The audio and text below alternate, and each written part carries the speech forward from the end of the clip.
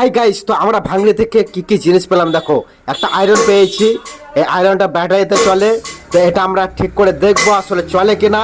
আমার মনে হচ্ছে এটা চলতে পারে। একটা এলইডি বাল্বের স্ট্রিপ পেয়েছি, আর দুটো এলইডি বাল্ব পেয়েছি, একটা 5 পিন পেয়েছি। ঠিক আছে, এই যে এলইডি বাল্ব তোমরা দেখতে পাচ্ছ।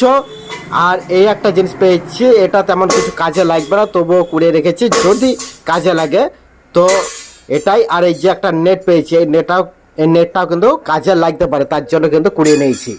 তো এতগুলো কিছু কুড়িয়ে নিয়েছি। আমরা প্রথমে কিন্তু এই আয়রনটা ট্রাই করবো যে এটা চলবে কিনা। তো প্রথমে মোটরটা খুলে নিলাম, ভেতরে একটা মোটর ছিল।